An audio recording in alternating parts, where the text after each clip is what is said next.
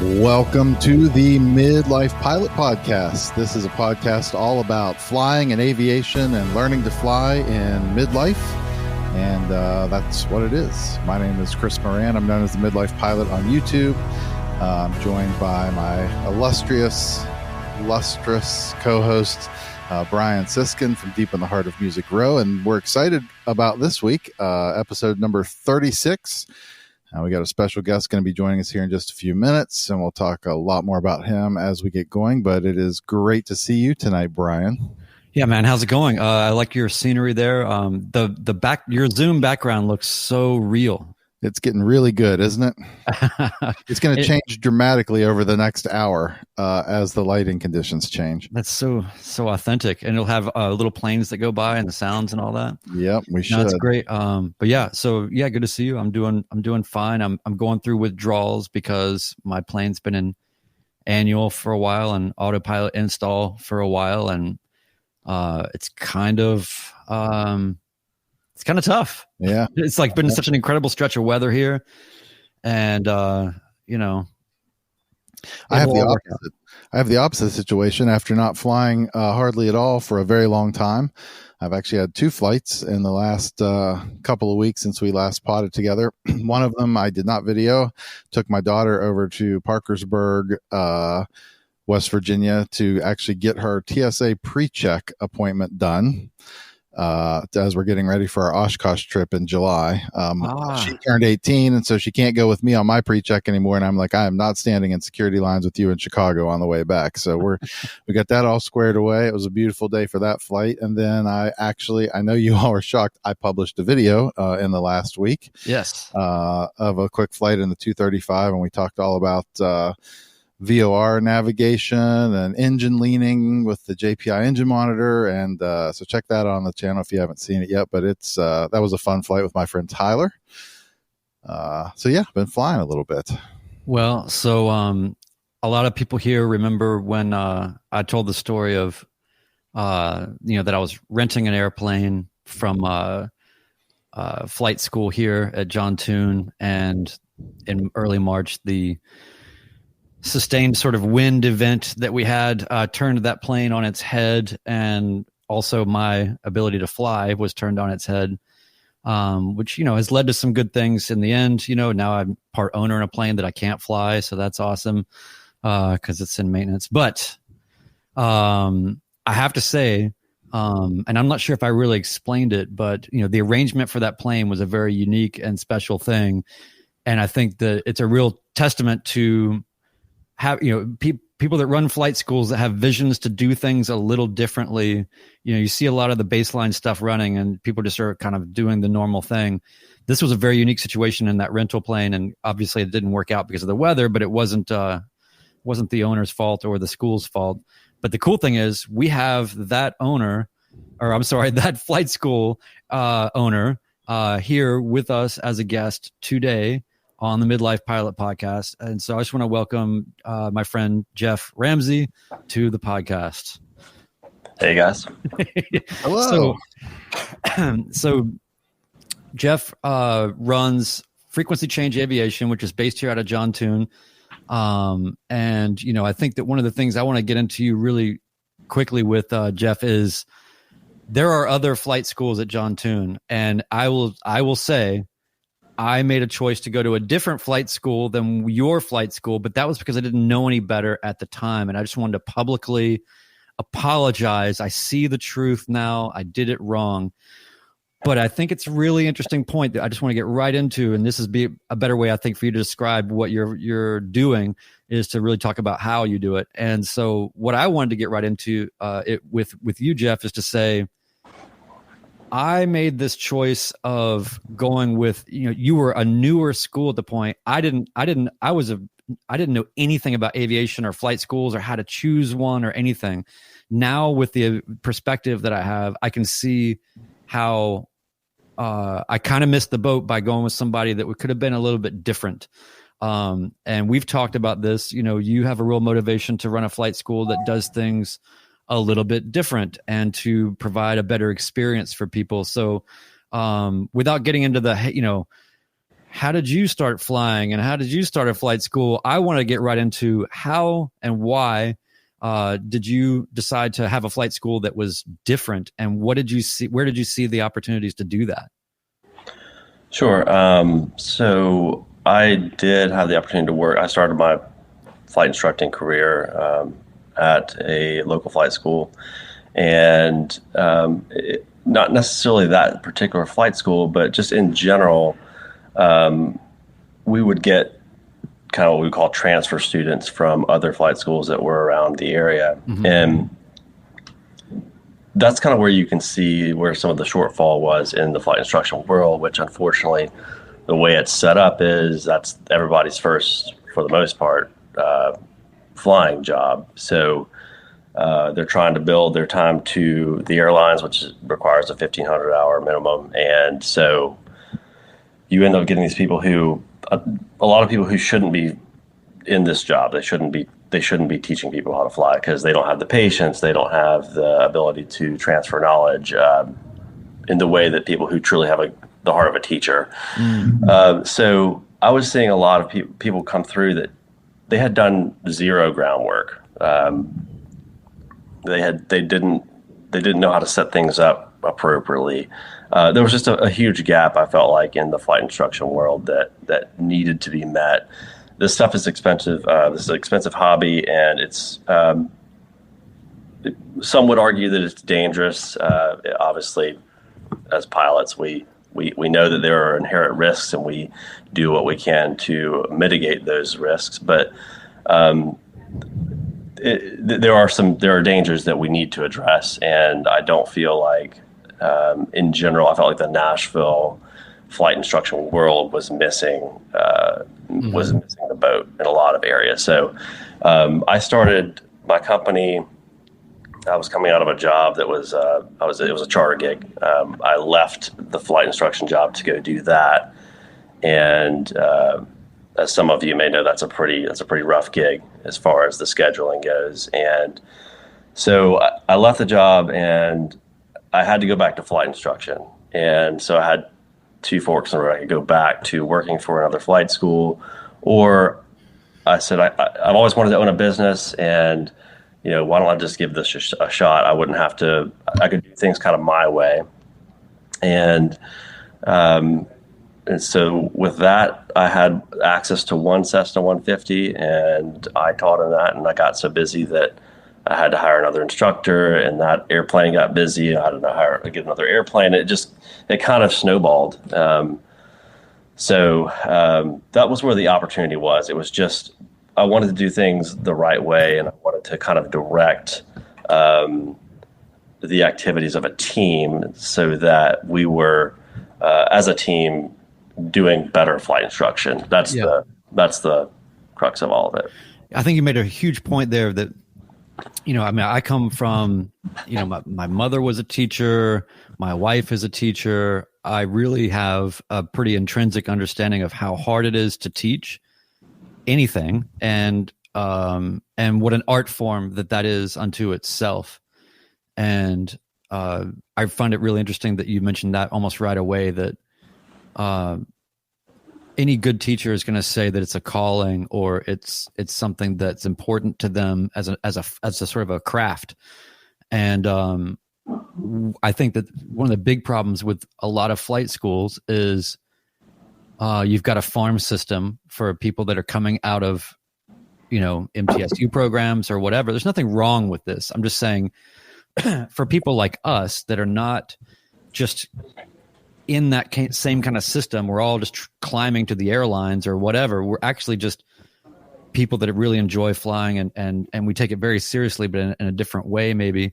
It's a little weird when you're in your 40s or 50s and your instructor is 21 years old and has never fueled a plane before. Mm-hmm. Do you find yourself sort of trying to work away from that? Like, how do you choose your instructors? Yeah, that's a great point. So rewinding a little bit and not getting into too much past detail as you mentioned earlier, but I was a recruiter before this. So I was an accountant and I was a recruiter. And as a recruiter, you kind of gain a lot of, I don't know, in order to be good at that, I was a headhunter. That's what I did in the accounting world. And in order to be good at that, you're interviewing people constantly. And you kind of know the right questions to ask to see how they handle it and what their personality kind of truly is, and where their weak areas might be. And for me, I kind of knew what questions to ask in the interviews, but also getting references on people is a huge deal. And so I would have them give me references for 2 past instructors and one, well, not all of them were coming from past instruction. So anybody who was a past instructor, I would get somebody who they had taught before. And so that was a good way for me to get some insight into a third party telling me, what were they good at, and what were some of the things that maybe they could focus on. Are they coachable? And that's the big key word for this industry, is somebody coachable. And I would not lead them into saying that word. I would just gather from what they were saying, try to get what they're trying to tell me without actually saying it. And that's what I did as a recruiter. What's led to being able to hire good quality instructors. And that's what it all starts with. I mean, I give all the credit in the world I brag on my instructors all the time. They are awesome. And I think, Ryan, you've worked with one or two of them, and could probably vouch for that. But they are the reason for our success. And it comes down to just hiring the right people. Yeah. And so, Chris, you're, not running a flight school, but you're running a club. I mean, you have to do the same kind of thing, right? Like in terms of vetting and all that. Yeah. And we've been really fortunate. So, it is that common disclaimer that anytime we bring this topic up, I like to say, like, our club does not offer flight instruction, but we do have 3 or 4 instructors in our club who are authorized to give instruction in our club airplanes to student members. And we're in a kind of unique situation in that right next door to us, there's the Fairmont State University has an aviation program, a Part 141 school, that are turning out, pilots out of their flight school. And a lot of those kids that are going through that program go the instructor route. And so we kind of have a built-in pipeline where we know, we have a relationship with the school, and we know these people, and we can get pretty good leads that way. And we've been really, really fortunate that the instructors that we've had that have joined our club, we do have an opportunity to get to know them beyond just they have the certificate. So, that's, check the box and bring them on. There is a vetting process here, for that too, before we're just going to authorize somebody. But it is a unique situation. Like 2 of our instructors right now aren't yet 21. It's like somebody joked the other day, one of our guys who's older took his check ride. And he's like, I didn't think I'd be taking lessons and getting signed off, getting my private pilot certificate from an instructor who I couldn't have a celebratory beer with yet. But we have been really, really fortunate to have some very, very,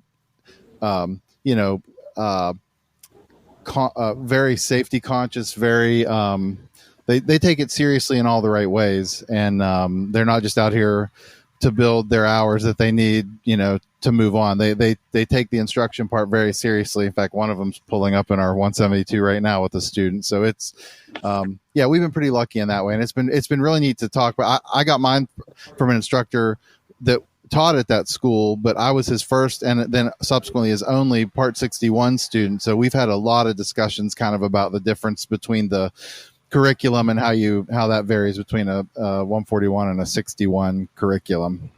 Yeah, and you mentioned a key point there is personality. I mean, that's what it is. You're going to be spending, let's just say the average is 60 hours for flight training to get your private pilot license. That's a lot of time to spend in a really small airplane with somebody. So the fact that you mentioned somebody you could go get a celebratory beer with, is this somebody I want to be cooped up in a cockpit with for 60 hours? And that's kind of how I feel like I've done well with hiring. And also, I mean, it's the little things that matter too. If you look at the way somebody presents a resume, I can, again, as a recruiter, I did a lot of that, and maybe it's judgy, but you get a resume, you can just tell by someone put some time and effort into this this product that they want a potential employer to see. So that's a big deal. That's kind of how you if they're misspelling words, right? It's like there's an attention to detail when it matters that is being displayed there. That's my pet peeve is spelling. Or is it multiple? Is it just one font with no bold? I mean, I don't know. I know it's right. but at the same time, if that's how they're going to treat their resume, that's how they're going to treat your customers. That's how they're going to treat your airplanes, and you can easily weed out that way. Yeah. Real quick, just to interject this off topic, but Indy Tri-Pacers in the chat tonight, we like to celebrate these things. All your info really helped me pass my private check ride last Tuesday at the age of 57. Wow. You really inspired me. So congratulations to Indy Tri-Pacer. That's awesome. That is awesome. Does he fly a Tri-Pacer is the question. That would be a valid follow-up. The Tri-Pacer, like one of the only airplanes I can afford to buy all of. Exactly. One Dog Geek has a really good question for Jeff. Is this the format, Brian? We're just going to throw these out I've here? got other questions, but everybody's got questions. How would you recommend that new students who know nothing about how to pick an instructor navigate the process of picking an instructor? That is a great question. And to the point I just made, you're going to be in a small space with the same person for a long time. The easiest way to do that is just going to be to fly with multiple for at least a little bit. Not too many. I mean, just pick out, narrow it down to 2 or 3, and then do your first couple lessons, maybe your first 6 or so. Go up with both of them, or if you wanted to try a third, then do that. But you're going to get a sense pretty quickly for if they can really cater to your learning style. And again, as a flight instructor, as a teacher in general, everybody learns differently. And so it's all about, how do I get through to this person? Some people are visual learners. Some people are hands-on learners. Some people need you to demonstrate a maneuver 3 or 4 times before they go and do it. So does this person pick up on my learning style?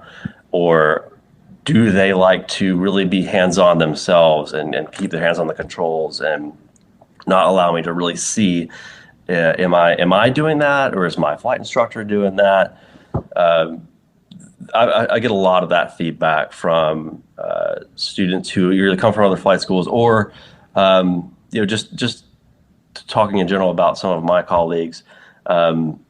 I've heard people say, well, that person is too hands-on. I need somebody who will allow me to mess up or to progress into a mistake so that I can see if I can get out of it on my own. And as a flight instructor, everybody has their different ways of doing that. And some people won't let you do that. Some people are very tight. And I will say you'll probably get that more with newer flight instructors, less dual given time. You'll get someone who's a little bit more nervous. Obviously, they're the pilot in command. They're responsible for that airplane making it down in one piece and for you making it down in one piece. And so a lot of times you'll see people get away from that as they get more flight time. But that's not taking away anything from people who are lower time. You can still have great instructors who are lower time. I would say more than that, try to find somebody who fits, who you feel can get through to your learning style, whatever that may be. And I mentioned a couple of examples just now. So that's how I would say it's personality more than anything else. And are they impatient? Because when you're first doing those first couple of flights, you're doing things that you've never experienced before. You're in a three axis plane that you have to control all 3 axes at the same time. There's a lot going on. You're probably not going to hear 90% of what your instructor says because you're going to be death gripping that airplane, trying to keep it flying, although, by the way, it will fly itself. But you just want to make sure that you're not going to get somebody who's impatient with you, and there's going to be plenty of opportunity for them to be impatient with you in those first 10 hours or so. So I would say use that first 10 hours as your as your kind of phase to picking a flight instructor. Use 2 or 3 and just kind of pick up on what works best for you. Yeah. Somehow I only had one instructor through the whole thing. It just kind of worked out for me. He did get impatient with me sometimes, but not really, kind of. But I can totally understand why, because I'm sure that I was a handful as a student. I'm sure that I was not easy. All that being said, Jeff, how do you, like, you have so much instruction experience here. Like, how do you, and I know that part of becoming a CFI, they teach you a lot of this, and there's part of the curriculum about this, but in your sort of more personal point of view, how do you, what are the kind of some of the prototypes or the archetypes, I guess is the better word, for the types of students that you get, and then how you modulate perhaps your approach to that student? Okay, that's a great question. I will say a lot of it is dictated by age. Yeah, I believe that. That's fair. This is, it's motor skills. This is, you're trying to train your brain to do something that, like I said, you haven't experienced doing this before. You've got a lot of things going on at once. And when you start training, I would say if you have never flown an airplane before, after your 40s, it becomes more challenging. And it's just because that's the way life is. Things just start breaking down. I mean, I'm 42 and I'm experiencing some of that myself. But, if you start after 40, that's where I've seen a lot of people struggle and take a little bit longer and get a little bit more frustrated after that age. I've had a lot of, and the reason I say that is the other end of that spectrum is I soloed somebody in 6 hours total flight time, who was 18. He had just graduated from high school. Ugh. And I mean, this guy, I would tell him what he's doing wrong the first time. And then I'd say, all right, we'll do it again. And he would just nail it every single time. And it was crazy. I mean, I've never seen anything like it before. And then, as you work your way up the age scale, unfortunately, I've seen people take a little bit longer and just need more repetition and really more consistency, flying more often in order to knock it out. And that's just the way it is. That's what I would say the most is just, it's dictated a lot by age, just because our brains, they slow down in older age. And so if you just start out in your 40s, it just gets a little bit more challenging. It really is funny how, because I think that this age, the midlife age, right, 40s or 50s, what's weird about it is in probably most other areas of life, we're not necessarily, I feel like my motor skills are equally as good as they were in my head, I'm still in my 20s. And I don't have any reason, right? Like to me, my reflexes seem like they're all the same. And flight training for me was just one big, drawn out, expensive realization of my own mortality, and that I was under this illusion about myself. And I people have heard this before, but I kept joking with my instructor when I said, look, will you just tell me if I'm a prodigy or not? Because I feel like I might be a prodigy, but we'll see how it goes. And then by the third or fourth lesson, I was like, I'm not a prodigy, am I? He's like, no. So it was just hard work from there. You had to really just put in the work, And so I think that's the other side maybe of the midlife pilot. Is maybe we don't have the reflexes and we don't get things done maybe as immediately in that way. But I think that where we do tend to pick up the slack is we're all professional in some other area of life. We know what it takes to do something and do something well, and it's work.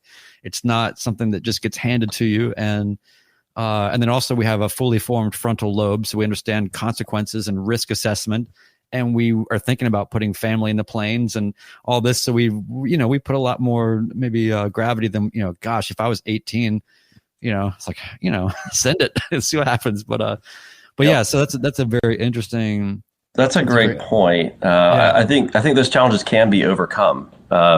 with, you just got to work harder. I mean, just like anything else, if you have a business and you don't have as much money in the bank as the next guy does, you're going to have to work harder at other things and be better at other things in order to win.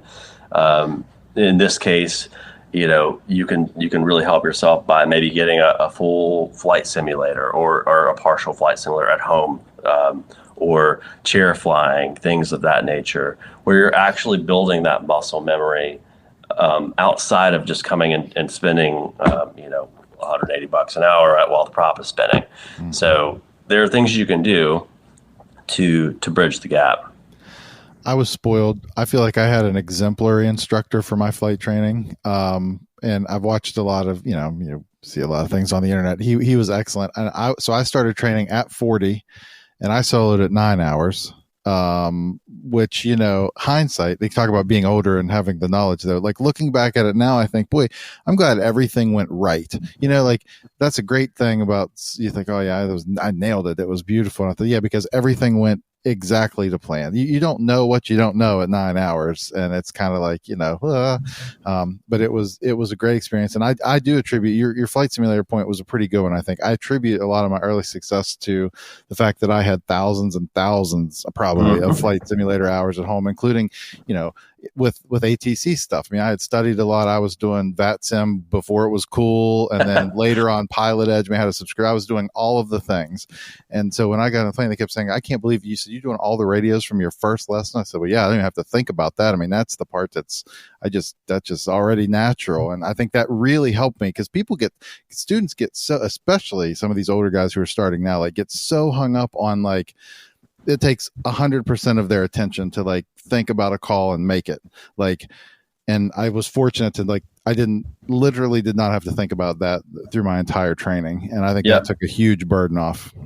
Yes. Radio calls are just one more thing that you have to do. It's more workload that you have to do, which is what distracts you from what you need to be doing, which is flying the airplane.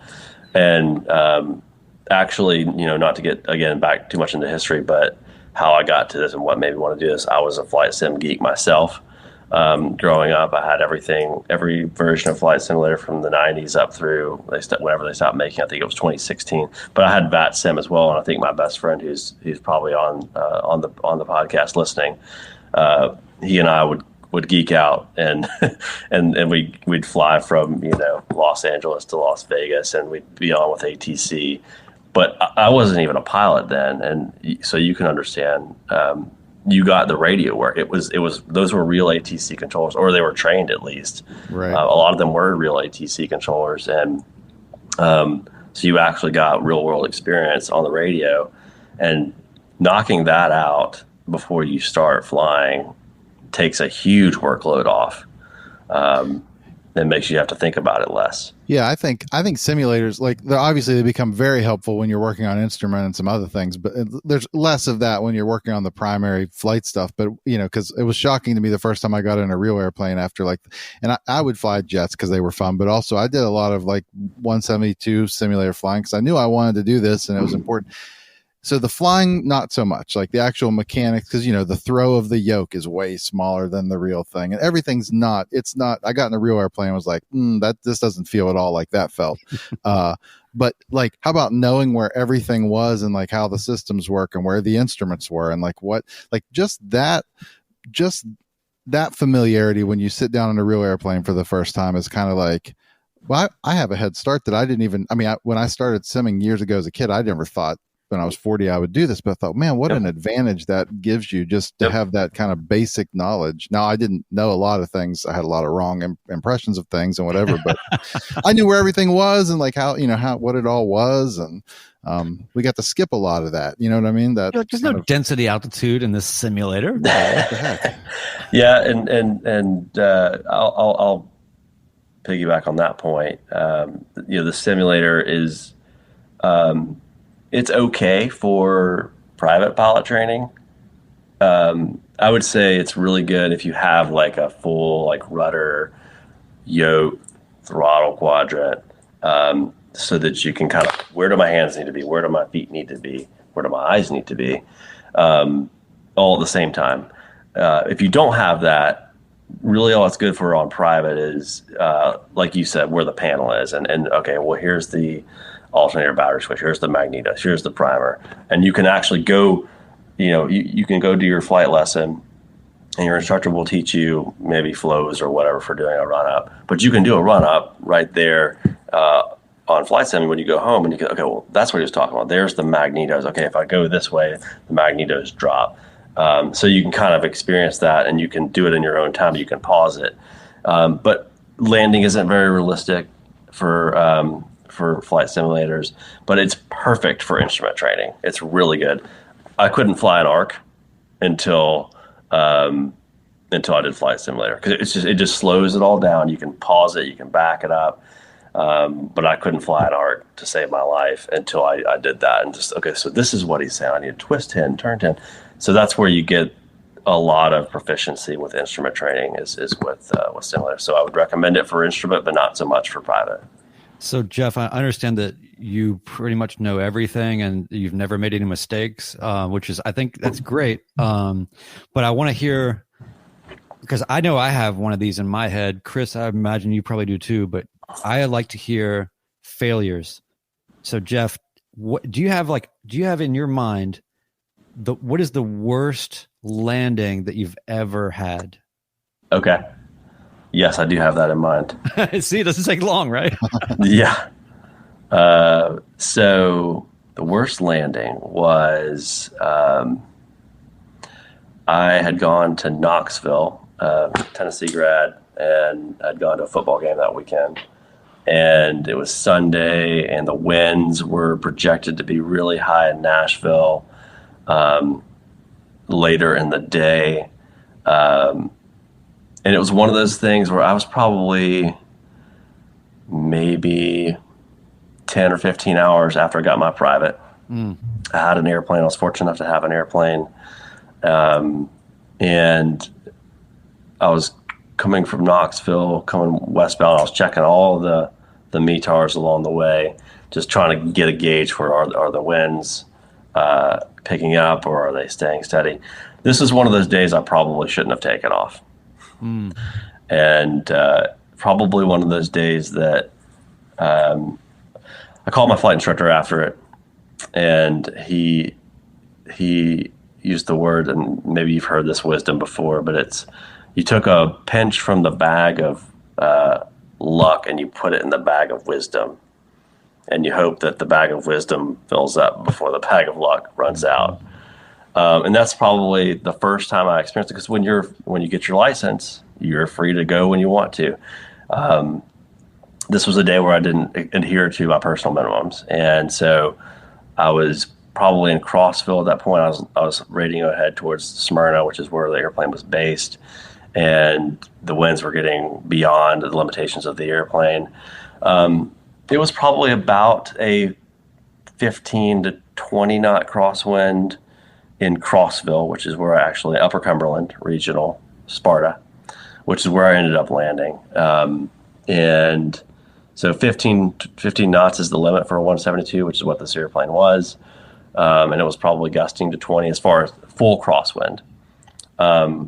And I went around 3 or 4 times, and I was death gripping. I thought, this is it. I'm into something I can't get out of. And so the 5th time I touched down, and it was, I was side loaded. I was all the things you're not supposed to be. And fortunately, the airplane just kind of settled down. I was going slow enough to where it didn't run off. I didn't lose control, but definitely learned a lot that day. That's my worst landing. It's just, there's that feeling of just, I know what you're talking about. I had kind of a similar experience, but it was kind of thing where I was flying out to Texas, and by the time I got to where I was going, it's like, this is like, it's not good. It was a time of day where it's like, nothing's going to get any better. It's only going to get worse. I went around once, and that was just sort of like, I hate, there's nothing I hate more than that feeling that you're talking about there, where it's like, you're kind of you feel like you're a passenger. Yep. You're not in 100% control of what's going on, because you just don't have enough experience or whatever it is. And and even sometimes still, you're like, you have those mental sort of, I don't know, little shockwaves or lapses of just like delayed reactions or whatever. But even if it's just 50 milliseconds of, I'm not in total control here at that stage, is really frightening. But yeah, it sounds like you worked it out. And then, well, yeah, you start thinking about like, what are they going to tell my mom? Yeah. He shouldn't have been flying, Yeah. You're like, I hope they change the METAR real quick. Yeah.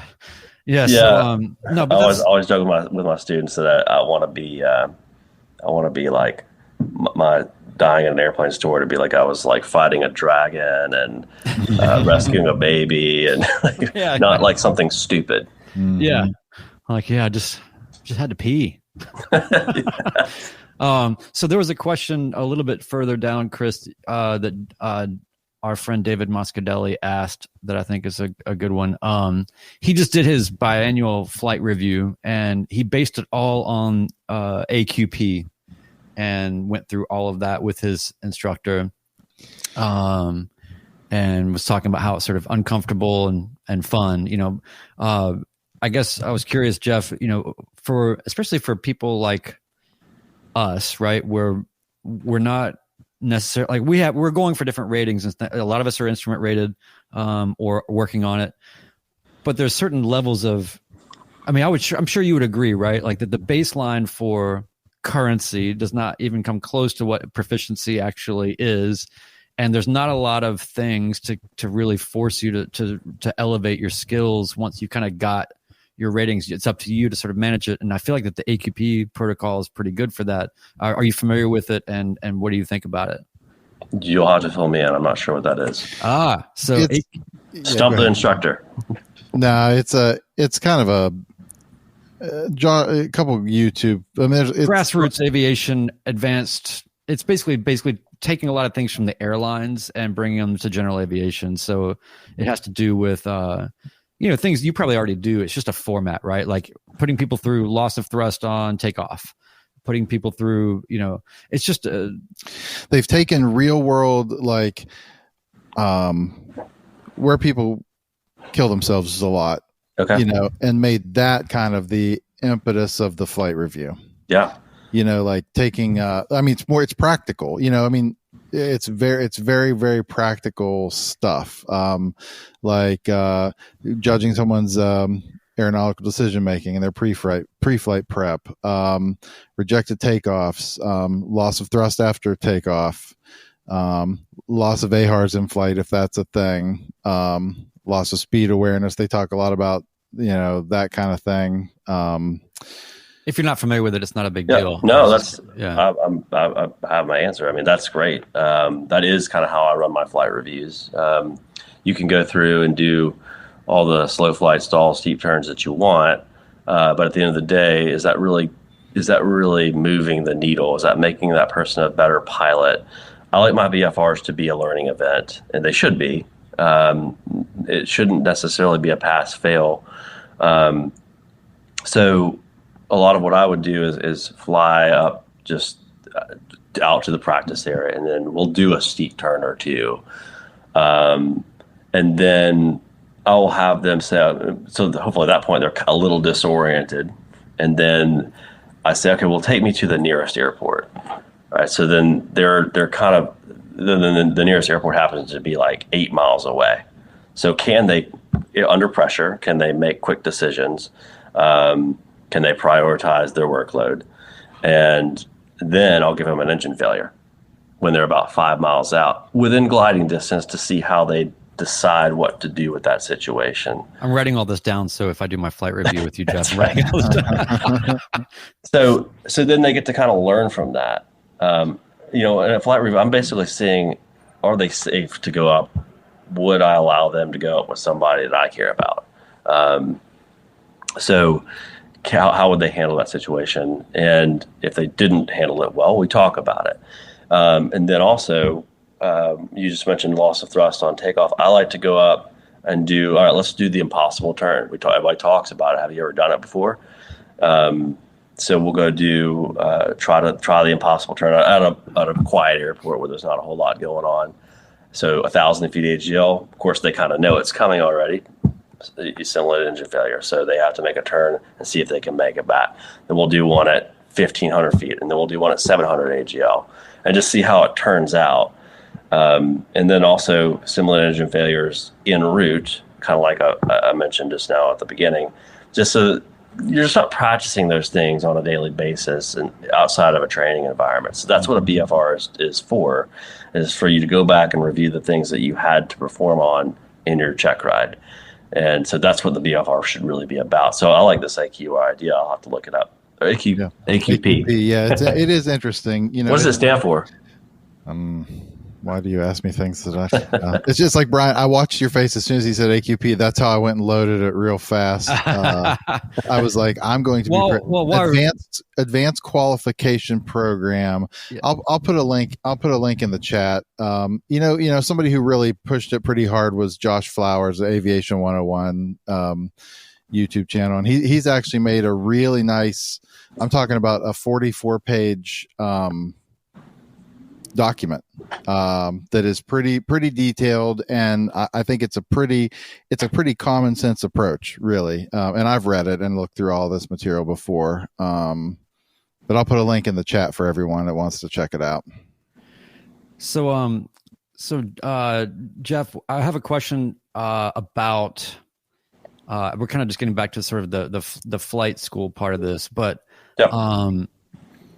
You know, frequency change, you know, like I said, you know, the plane that I was flying and with Adam and some others, you know, we had sort of a small cohort of people that were renting from an owner, and you were sort of overseeing that plane for people that were not necessarily training, and we could take the plane on trips and do things like that. You know, I don't know anybody else that's doing anything like that. I hope that you find a way to do it again, because that's, to me, a gaping absence in the market, at least in this region, where, you know, you're up against a 2-year, 3-year waiting list to get into a flying club, or you're flying flight school rentals, and there's not a whole lot of in between for people that are not prepared to go and just buy a plane. So do you have plans to build out something like that a little bit more concertedly, or was that maybe something that was a little bit more experimental? And the reason why I mention all this is because ultimately you're an accountant, you're a business owner, and you know the bottom line of those things better than I would. For me, I'm the consumer. I'm like, this is awesome. But for you, maybe it wasn't. I don't know. Or maybe that's something that you want to do tweaks to. Yeah, sure. So that program was, for all intents and purposes, it was for what you just described. We don't get our licenses so that we can go buzz around the pattern and do slow flight. So we get it to go places. So where can you do that? Anywhere near here? Nowhere. So I did start that program as a way for people to be able to do that without using our flight school airplanes they're being used for training every day. Obviously, we're a business, and we have to do what we're in business to do. So that was a great option, and frankly, it wasn't a whole lot of profit to me, but it was recognition of our flight school. It brought recognition to us, even though there were only 4 people in the club. You know, the plan was to expand that further and bring on other aircraft. There was already a wait list of like 8 people who wanted to be in that airplane when it flipped over. So yeah, there are plans to do it. It's just finding. I know that there are owners out there who want to participate. I just have to find them. And to that point, Brian, you know, you and I know of a local charity. As an event that you and I went to recently. I'm trying to incorporate that mission into that program. I really want to get involved with that, and I think that is a super mission, like a great mission for someone who wants to go out and do good with their flying skills, is to have access to an airplane for that explicit purpose. Oh, that's great. That's kind of my next planned. So we can just briefly just tell everybody. A lot of people already know about this, and I've brought a lot of people in. A lot of people here, thank you. You've already donated to Freedom Aviation Network and offered your services as a pilot all over the country. We've got people in here that have already raised their hand for them, which is great. But that's what Jeff is talking about here. And so, yeah, if you could actually have, imagine, like this sort of dedicated fleet, right? Like, how cool would that be? Yep. And it would just be, the owner, just like the owner that we had in the last case, basically has frequency change, manages the airplane, does all the maintenance, et cetera, et cetera. But you have people leasing the airplane for that purpose. And to my understanding, I actually just spoke with Stephanie today, and she said that they have more pilots and they're getting busier. So the missions are there. And it's just how do we provide the resources for those missions to be executed? That is really awesome. And then, as far as the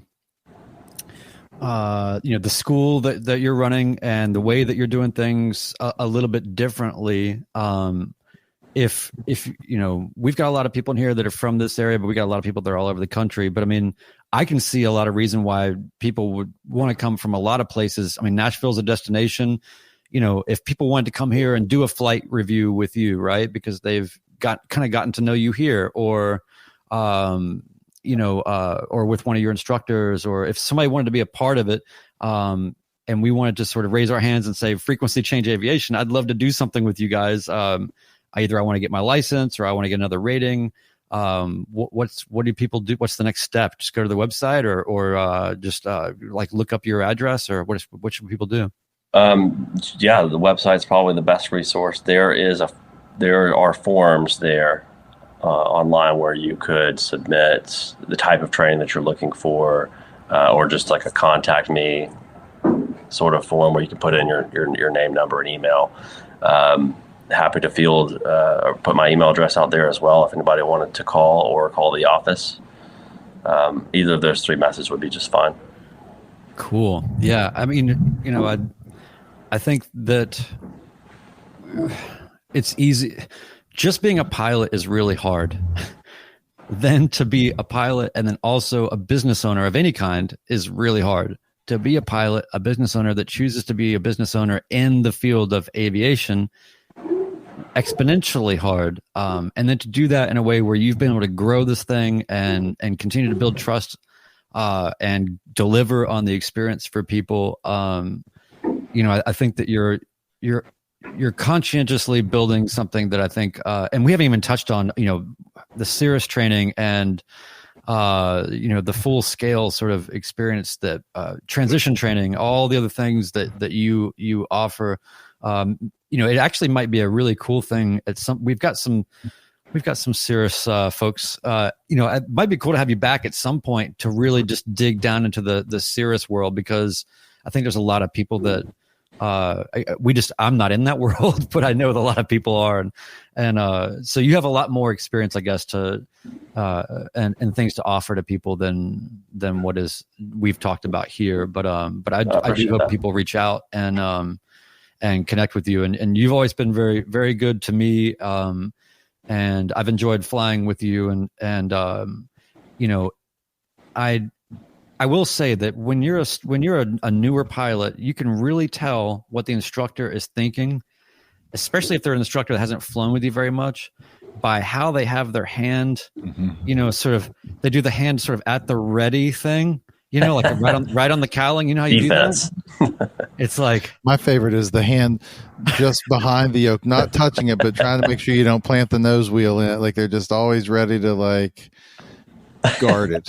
That's right. how you know. It's only until you see like the instructor's hand in their lap that you've done anything, right? So I look forward to flying with you again one day and getting your hand off the cowling and in a relaxed position. No, I feel like when we flew together, I think I don't think I touched the controls. Okay. So kudos to you. Yeah, right. So, anyway, so Chris, I guess you can send us out. Everybody knows how to get in touch with Jeff. And Jeff, thanks for what is the website? Can you give us a website real quick? Yes, it's just frequencychangeaviation.com. Perfect. Oh, and by the way, that's one more thing I want to throw at you, Jeff, is that early on in the chat, somebody was saying that it damn well better be true that when people pass their check ride through Frequency Change, that they get a Frequency Changed approved t-shirt. So if you're not offering those, you should do that. Actually, it's funny you say that.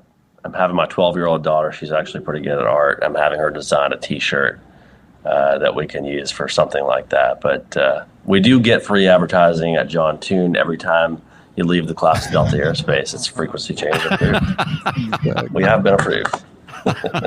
Smart. Oh, that's awesome. Smart move. Yeah. Well, man, we really appreciate it. I'm glad Brian made the connection.